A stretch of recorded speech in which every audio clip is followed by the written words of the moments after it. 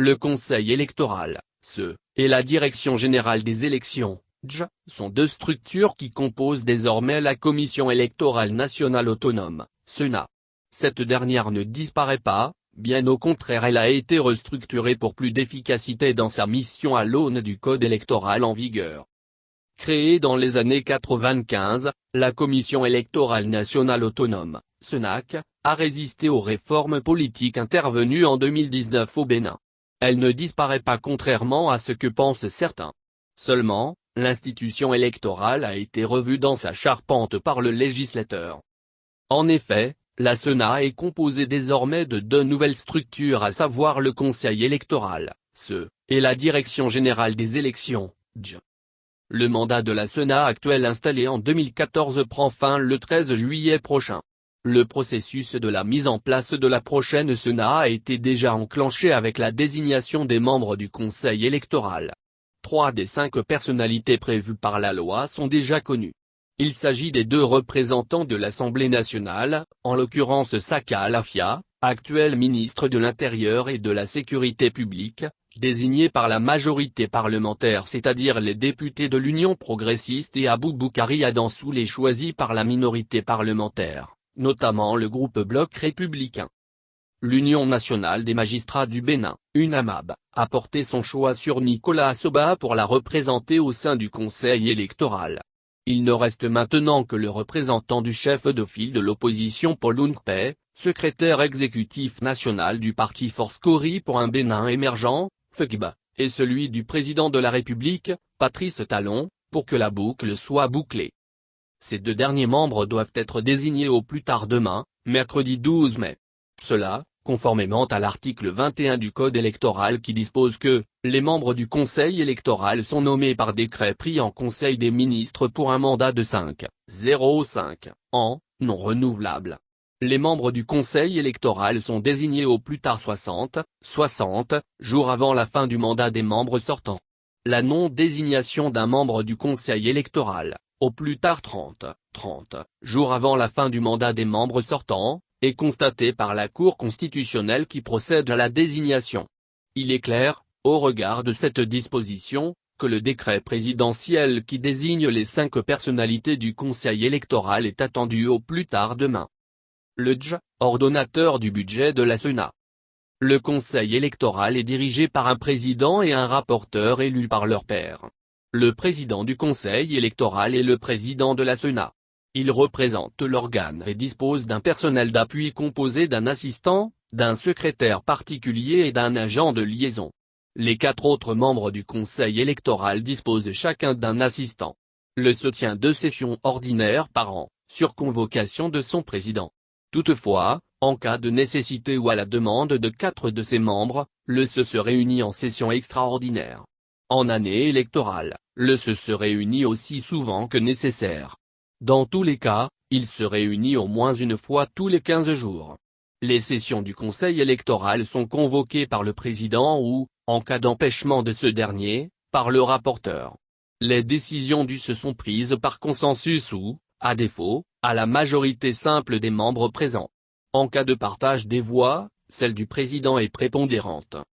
Les fonctions de membres du Conseil électoral sont incompatibles avec celles de membres du gouvernement ou des autres institutions de la République. Avant leur prise de fonction, les membres du Conseil électoral prêtent serment devant le président de la République et le bureau de l'Assemblée nationale. Ils prononcent la formule suivante: « Je jure de bien remplir fidèlement et loyalement, en toute impartialité et équité, les fonctions dont je suis investi, de respecter en toutes circonstances les obligations qu'elles m'imposent et de garder le secret des délibérations auxquelles j'ai pris part. » La CENA est également composée d'une direction générale des élections, DG. Celle-ci est l'organe technique et opérationnel de l'institution.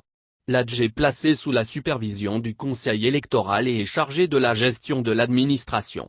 Le directeur général des élections est l'ordonnateur du budget de la CENA. Il est recruté par appel à candidature tout comme tous les autres membres du personnel à savoir les directeurs techniques et la personne responsable des marchés publics. Ces recrutements sont assurés par le Conseil électoral en collaboration avec le ministère en charge de la fonction publique. Au terme du code électoral, le Conseil électoral veille à la bonne organisation des scrutins et à la sincérité des votes, adopte le règlement intérieur de la Sénat, approuve le programme d'activité de la Direction générale des élections, valide les projets de budget élaborés par la Direction générale des élections, adopte les rapports d'activité du directeur général des élections, organise des concertations avec toutes les parties prenantes au processus électoral et informe l'opinion du chronogramme de chaque élection. Le SA pour prérogative d'examiner les dossiers de candidature, de valider et de publier les candidatures, de s'assurer de la mise en place à temps du matériel électoral et des documents électoraux, de superviser les opérations de vote et la centralisation des résultats, d'examiner les réclamations portant sur les opérations préélectorales et électorales, sans préjudice des attributions de la Cour constitutionnelle et des autres juridictions compétentes. Enfin, le CE est compétent pour publier les résultats provisoires des élections législatives et de l'élection du président de la République et les transmet à la Cour constitutionnelle. Il est chargé aussi de proclamer les résultats définitifs des communales et d'organiser les élections en cas d'annulation et publie son rapport général d'activité notamment de l'année électorale, au plus tard 60 jours après la proclamation des résultats définitifs du dernier scrutin. Attribution du CE. Placée sous la supervision du Conseil électoral, l'ADJ, quant à elle, est chargée de la gestion de l'administration de la Sénat. Plus spécifiquement, elle assiste le Conseil électoral dans l'accomplissement de sa mission. L'ADJ assure la préparation et l'organisation des opérations électorales et référendaires.